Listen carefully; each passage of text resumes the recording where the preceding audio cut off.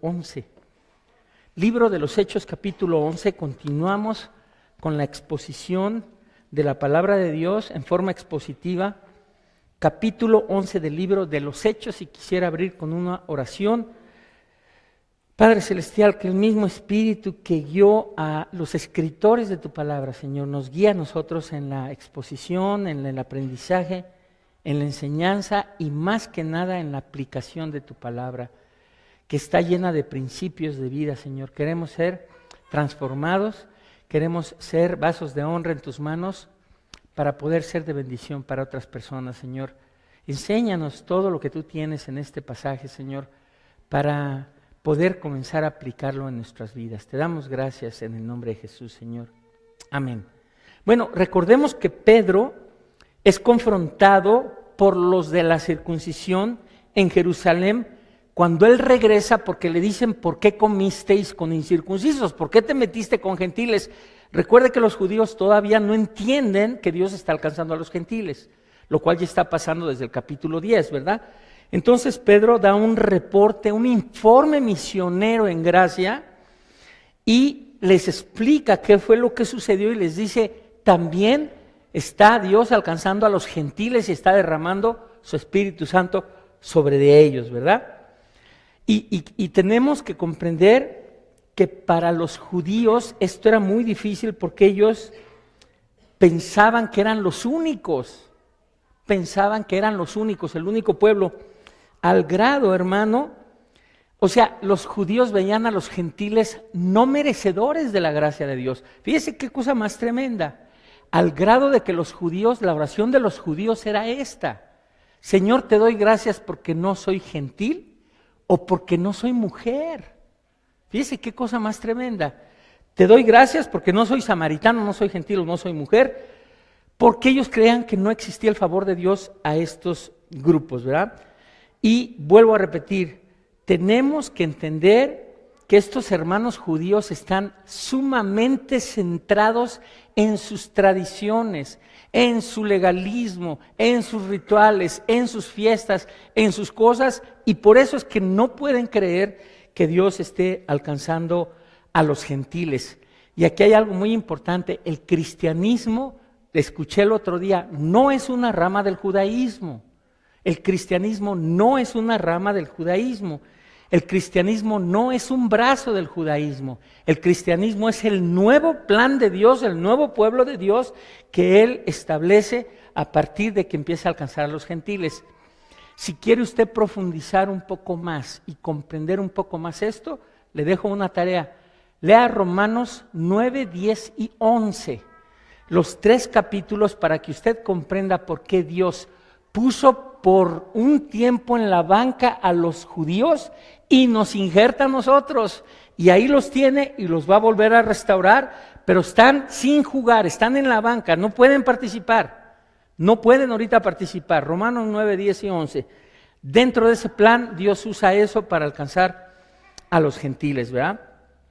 Entonces hoy nos vamos a centrar en algo precioso que se llama la iglesia de Antioquía, el nacimiento de la primer iglesia gentil. Una iglesia no judía, es una iglesia gentil, son nuevos creyentes gentiles, y el tema es ese: la iglesia en Antioquía, una iglesia ejemplar, una iglesia con un gran corazón, con una gran visión.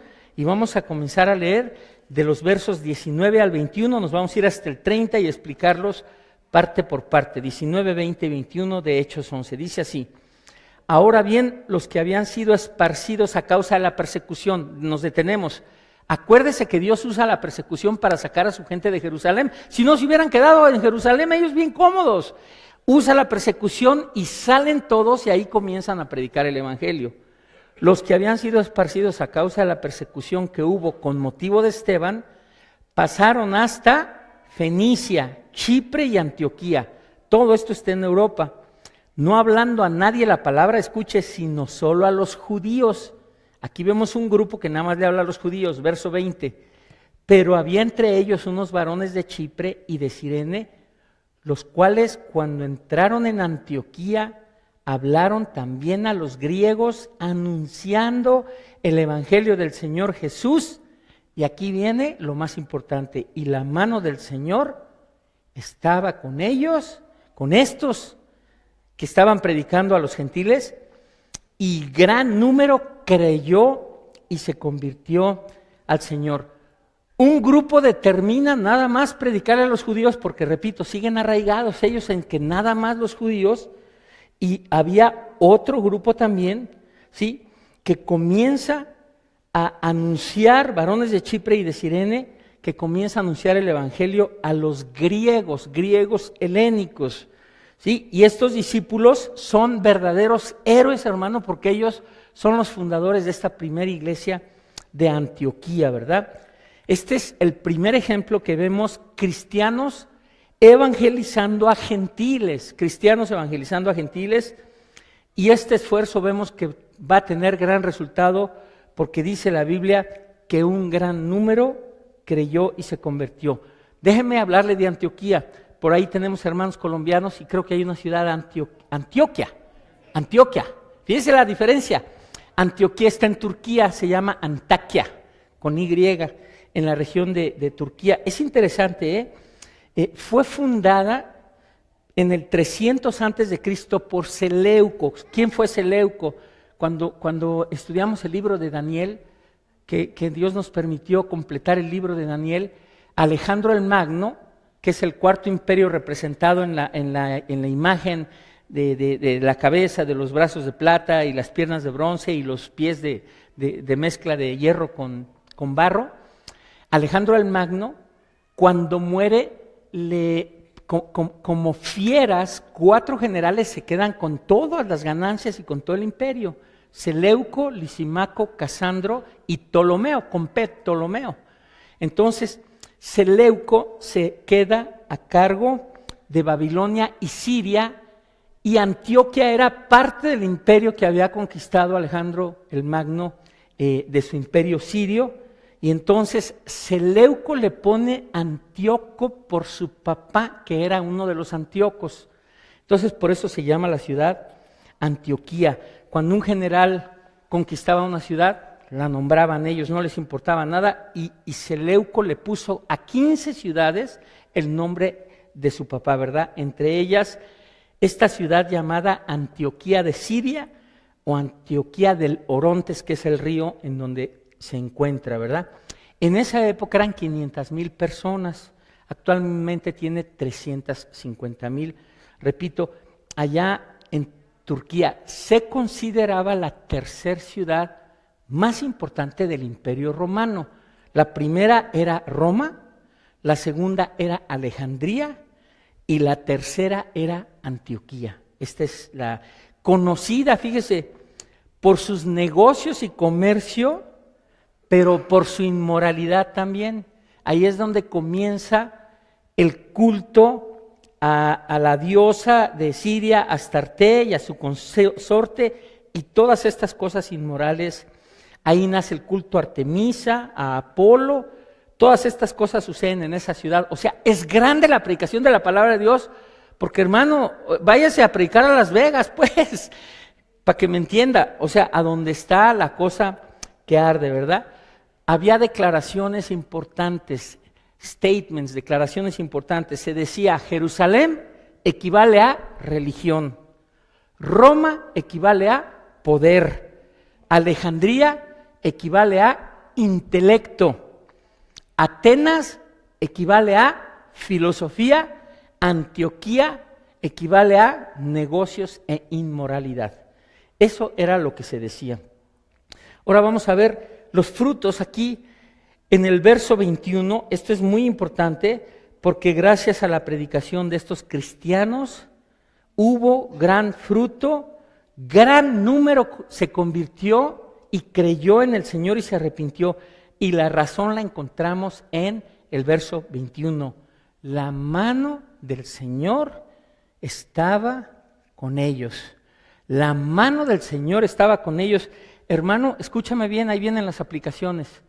Un ministerio, el de la oración, el de los jóvenes, el que tengamos la predicación de la palabra, Un ministerio no puede volver personas al Señor a menos que la mano de Dios esté detrás de ese ministerio. Es la única manera, hermano. Puedes convencer a las personas a que se unan a un movimiento. Puedes convencer a las personas a que se conviertan a una denominación. Puedes convencer a unas personas a que se hagan parte de una secta. Puedes convencer a personas a que vengan a la iglesia Vida Nueva para Denver.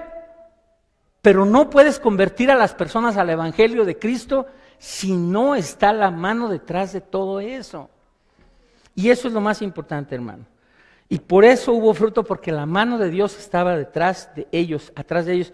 ¿Cuál es la enseñanza? Asegúrate, hermano, asegúrate en lo que hagas, asegúrate que la mano de Dios está detrás.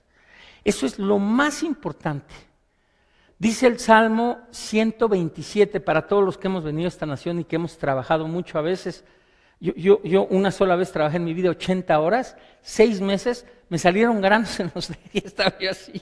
No, ya, o sea, porque uno quiere tanto mejorar, y el Salmo 127 dice que en vano te levantas de madrugada y regresas de noche y trabajas si la mano de Dios no está detrás. En vano, hermano. Y el Señor, si tú le honras y le das su día a Él y sus diezmos y vienes a los estudios y participas y le sirves y le dices, Señor, aquí estoy para que tú me moldes y me hagas como quieras, Él te bendice con menos trabajo que tengas que llegar hasta las 11 de la noche. Y te bendice bien, hermano, y grandemente. Entonces asegúrate que la mano de Dios esté detrás de todo lo que hagas, de todo absolutamente. Ahora, esta expresión, gran número, creyó y se convirtió al Señor, quiere decir exactamente que es una obra de arrepentimiento y que verdaderamente le entregaron su vida al Señor. Eso es lo que quiere decir. Veamos versos 22 al 24. El ministerio de un personaje maravilloso llamado Francisco, no es cierto, llamado Bernabé. Van a decir, este pastorcito, qué payaso es. Se echa porras de repente. Aprovecha las ocasiones. Verso 22 al 24 dice, llegó la noticia, acuérdense que en Jerusalén están al tanto de todo. Miren lo que dice, llegó la noticia de estas cosas a oídos de la iglesia que estaba en Jerusalén. Esto es importante, hermanos, lo explicamos hace 2 domingos. Los líderes de una iglesia tienen que estar al tanto. Mi esposa y yo les hemos dado testimonio que somos personas que les amamos y que les damos libertad, pero siempre les pedimos que nos avisen qué hacen para protegerlos, hermano. Porque de repente oigo, pues ya me secuestraron al Jorgito, se lo judaizaron y ya trae caireles, y él es hijo de Huitzilopochtli. Pues ¿cómo que trae caireles? Pues si es mexicano. Nos han judaizado a algunos hermanos aquí. ¿Por qué? Porque no nos avisan, que vente, vamos a la sinagoga, y no los estoy criticando, déjalos, pero que no te judaicen y tú no los quieras gentilizar. Y ahora veo a mi hermano y anda con caireles y sus 613 hilitos acá abajo para mantener todo su keipá y no sé qué tanta cosa, ¿verdad? Entonces les pedimos que siempre nos digan en qué están haciendo para su protección de ustedes, hermano. No somos gente controladora, somos gente que los protege nada más. Entonces la iglesia de Jerusalén estaba al tanto y llega a oídos de la iglesia que estaba en Jerusalén lo que está pasando, y si se acuerdan, ellos siempre están enviando a los apóstoles para confirmar a ver si es cierto, y ahí llegaba Pedro y llegaban ellos y el Espíritu Santo se derramaba. Ahora llaman a Bernabé, que fue hasta Antioquía. Llamaron a Bernabé, que fue hasta Antioquía. Cuando llegó y vio la gracia de Dios, ahorita lo explicamos, se regocijó y exhortó a todos a que con propósito de corazón permaneciesen fieles al Señor, porque era varón bueno y lleno del Espíritu Santo y de fe, y una gran multitud fue otra vez agregada al Señor. La iglesia de Jerusalén envía a este precioso hermano que ya conocimos, si usted se acuerda, en Hechos 4 y en Hechos 9, que quiere decir su nombre, dígamelo rápido, ¿se acuerda? Hijo de consolación. Una persona que en donde aparece en la Biblia, esto es importantísimo, tal vez la enseñanza más grande que se pueda usted llevar hoy aquí. Cada que aparece en la Biblia Bernabé es para levantar, es para animar, es para edificar, es para fortalecer, es para consolar. Caramba, necesitamos Bernabés, hermano. Necesitamos Bernabés. Esto es importantísimo. Ahora que estuve en México, un amigo porque gracias a Dios pude arreglar muchos asuntos, ver a mi mami que está muy bien, asuntos familiares, y un hermano me dice, una persona, yo creo que tiene al Señor, pero él es un amigo de hace muchos años de ping pong, me dice, ¿qué tienes que ver? Tú ves lo que necesita una persona y le dices para levantarlo. Me habló su esposa y me dijo, ¿qué le diste? Y no quiero que piense mal, pero me dijo, ¿qué hiciste que llegó diferente a su casa? Esta palabra de aliento, hermano, animar, confortar, exhortar, eso es exhortar, fíjese, esto es importantísimo hacerlo. Entonces, hermano que se llama hijo de consolación, en todos lados está para bendecir, para animar, para fortalecer, para edificar, ¿verdad? Y nosotros vemos la descripción de él que dice lleno del Espíritu Santo y bueno, muy importante, ¿verdad? Y aquí vemos algo increíble, además de verlo de Bernabé, dice que él, fíjese lo que le voy a decir, vio la gracia de Dios, verso 23, cuando llegó, vio la gracia de Dios. Ahí le voy a una pregunta dura y profunda. ¿Qué forma tiene la gracia de Dios? Si la vio, ¿qué forma tiene la gracia de Dios? Y se lo digo rápidamente, el ver gente alcanzada por Cristo y gente salvada es una expresión de la gracia de Dios. El ver la salvación de las personas es una expresión de la gracia de Dios. Y cuando llega Bernabé y ve eso, hace algo increíble, se regocija al ver esa atmósfera de los seguidores de Jesús en Antioquía, esta ciudad inmoral. Y le quiero decir algo, hermano, en todo grupo de cristianos aquí en Villanueva para Denver, es importante que los demás vean la gracia y el gozo que causa entre nosotros, hermano. Nosotros somos responsables de hacer esta familia una maravilla o de ser una bola de apachurrados. Ahí todos, ¿cómo está, hermano? Yo no puedo ver a alguien así, hermano. El día que usted me vea así, le doy permiso que me dé un... No es posible. Con las manos adentro de la bolsa así. Charros. ¿Quién sabe en dónde te discipularon? Y si entendemos, si estás pasando por un problema y vamos, te abrazamos, no crea que no entendemos eso, ¿verdad? Pero es importante este gozo, hermano, que nos animemos los unos a nosotros, que cuando Jorgito aquí dice, levántese y déle una palabra de bendición a alguien, va y lo abrace y le diga, hermano, me bendices, mira de verte nada más, cómo Dios te está usando, estoy viendo cómo Dios te bendice, mira tu sonrisa, cómo ya cambió, tu carita ya cambió, y todo eso, hermano, así nos nutrimos. Y yo estoy aquí para animarlos a ustedes. Díganme algo, ¿cuándo me ha visto a mí desanimado aquí? ¿Cuándo me ha visto ponchado? Yo tengo que animarlos a ustedes, hermano, y tengo que enseñarles a que nos animen. Y el día que me vea ponchado, sáqueme, rescáteme, levánteme. Es importante eso, ¿verdad? Este gozo entre nosotros. Y le digo algo más importante, eso habla de no ser egoístas. Nos gozamos de ver a los demás salvados, hermano. Es un gozo por los demás, no estoy centrado en mí, ¿verdad? Sino en los demás. Esto es importante. Y vuelvo a repetir este ejemplo de Bernabé, porque quiero que se lo lleve. Aprender a ver lo mejor de los demás. Porque somos buenos para ver lo malo. Y le vemos a todo como decía la niña, tiene un negrito, y ya no me como toda la sopa porque hay un negrito. Hay que aprender a ver lo bueno de los demás, hermano. Lo bueno de los demás. Esto es importante. Bernabé veía lo mejor de los demás. Exhortar, paracaleo, animar, consolar, motivar a que sigan creciendo y les dice a que sigan siendo fieles en el camino del Señor. ¿Usted sabe qué cosa más triste hay en iglesias cuando creyentes nuevos se van porque nadie los animó? O peor aún, los exhortaron mal y los hirieron y se van. Por ponerles cargas que no pueden llevar a creyentes nuevos, hermano. Tienes que orar 4 horas, híncate, pon la cabeza en la alfombra, charros. O sea, ¿cómo le pides a un bebé, como dice Armando, ponerle cargas a creyentes nuevos que no pueden llevar es esto? Un bebé de 3 meses que chilla, decirle, no chille, pues tiene que chillar si tiene 3 meses. Y les ponemos cargas que no pueden llevar, no se puede, hay que animarlos, hay que exhortarlos. Bernabé llegó, los animó, los fortaleció y el resultado aquí dice que hubo un gran crecimiento, ¿sí?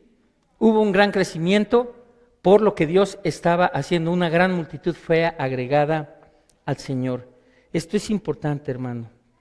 Y le repito, esta actitud de ánimo, de gozo, de motivar a la gente, esta es la clave del crecimiento de una iglesia, hermano. Es la clave del crecimiento para hacer que los creyentes crezcan, enseñarlos, equiparlos y que realicen con gozo su ministerio, ¿verdad? Ahora veamos aquí una pareja. Bernabé se acuerda y para ahorita, déjeme decirle que seguimos hablando de Saulo, no de Pablo todavía no. Aunque ya fue salvado, sigue siendo Saulo de Tarso. No es Pablo todavía. Y me puse a estudiar los comentarios, 8 años lo abandonaron a Saulo, después de lo que pasó, le dijeron sí, y lo mandaron a Tarso y se quedó él preparándose, ya se olvidaron de Tarso, pero no Bernabé. Bernabé se acuerda de Saulo y mire lo que sucede, verso 25 y 26. Después fue Bernabé a Tarso para buscar a Saulo y hallándole le trajo a Antioquía y se congregaron allí todo un año con la iglesia y enseñaron a mucha gente y a los discípulos se les llamó, esto es precioso, cristianos por primera vez en Antioquía.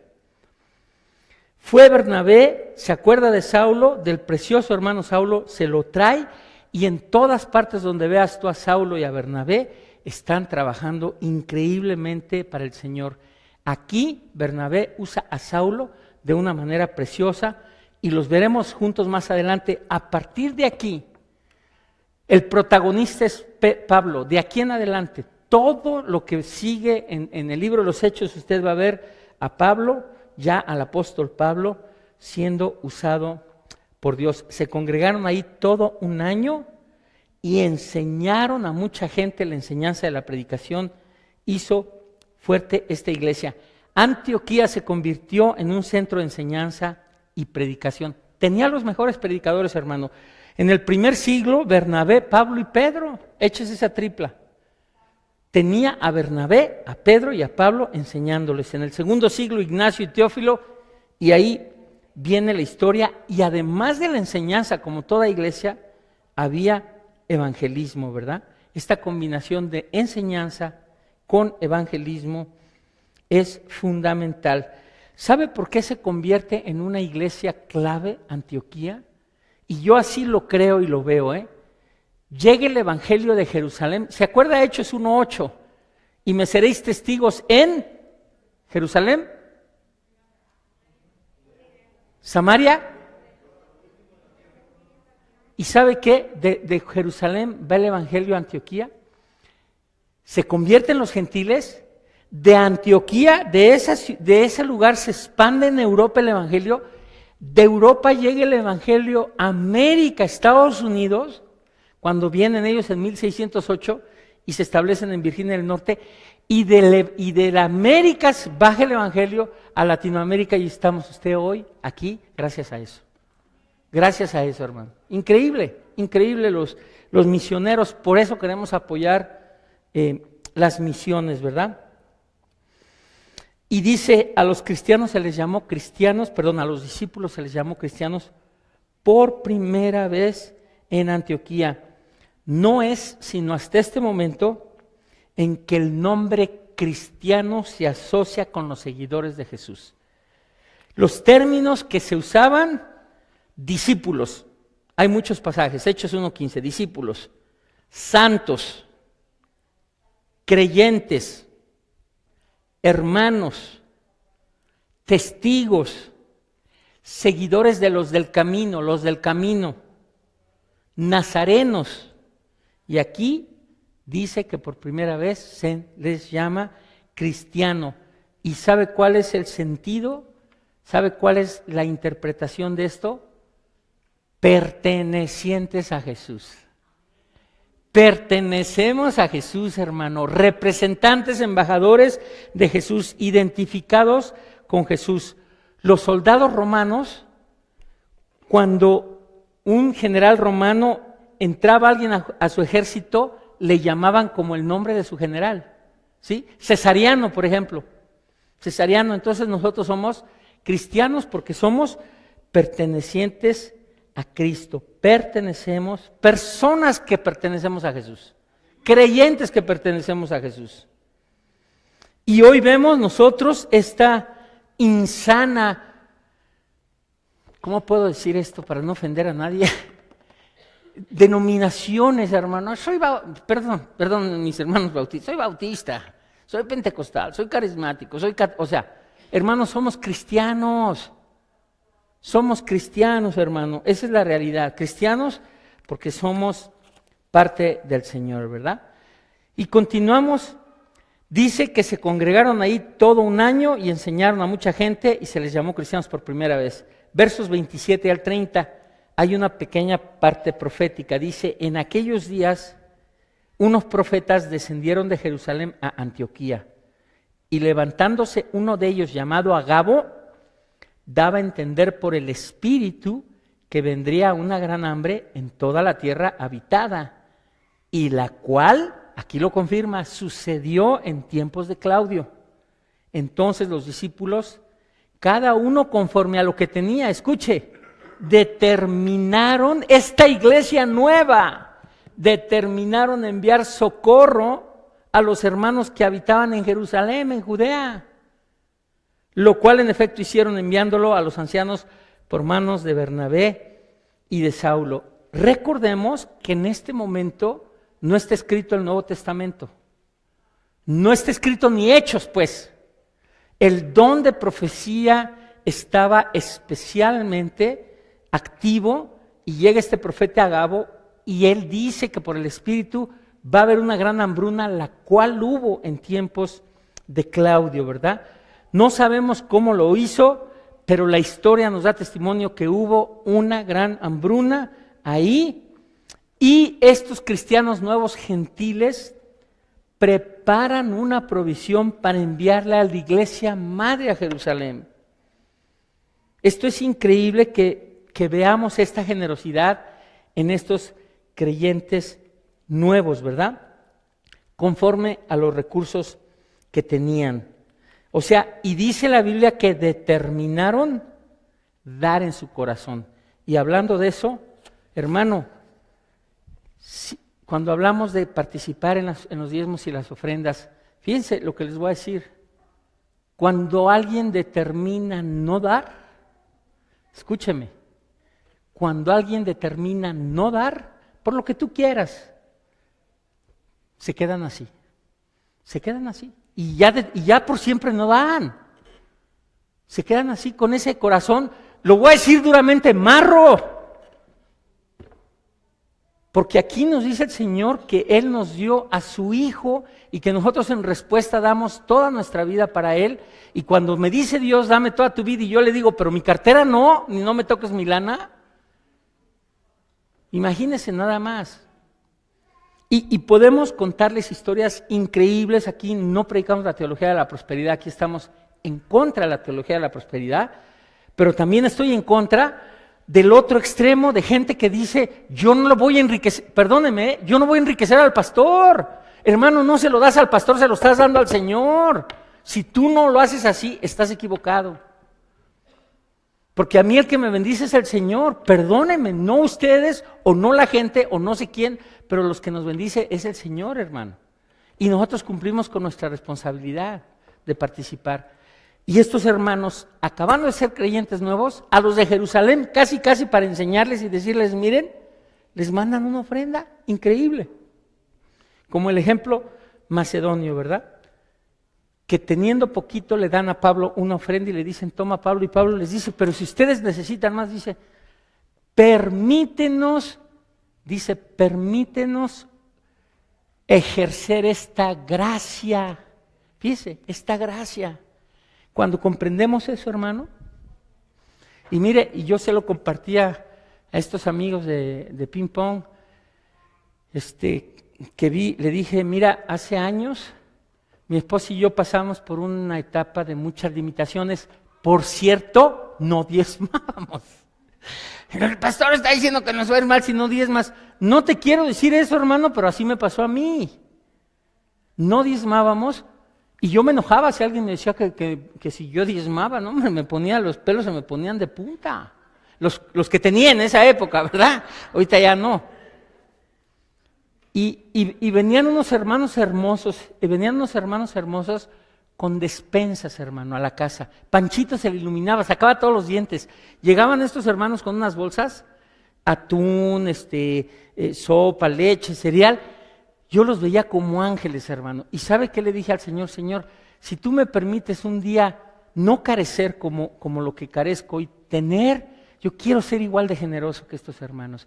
Y Dios nos ha permitido ser generosos, hermano. Dios nos ha permitido ser generosos y hay una bendición muy grande cuando somos generosos, hermano. Cuando somos generosos, le compartía yo, Sandrita, Panchito, Paola y yo, estamos pagando casi el monto total, pues es mi mamá, ¿cómo no? De todos sus gastos que tiene allá.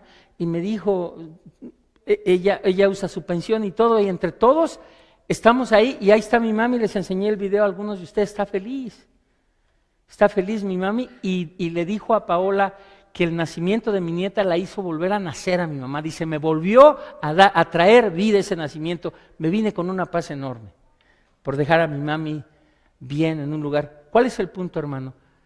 Dice la Biblia, no seas escaso, no lo digo yo, no seas escaso. Sé generoso en toda tu manera de vivir, brother, en todo lo que hagas, sé generoso. Porque Dios fue generoso con nosotros, hermano. Dios fue generoso con nosotros. Vamos a terminar entonces con una conclusión. Estos hermanos maravillosos de Antioquía nos dan el ejemplo de lo que es la generosidad y Bernabé nos da el ejemplo de lo que es consolar, edificar, levantar y motivar a la gente. Padre Celestial, te damos gracias. Bendito sea, Señor. Señor, queremos imitar, como Pablo decía, sed imitadores de mí. Queremos imitar a Bernabé, Señor, al Hijo de Consolación. Señor, permítenos comenzar a dar palabras de aliento, de ánimo a las personas, a levantarlos. Tú dices que toda palabra que salga de nuestra boca sea para la necesaria edificación y consolación de los demás.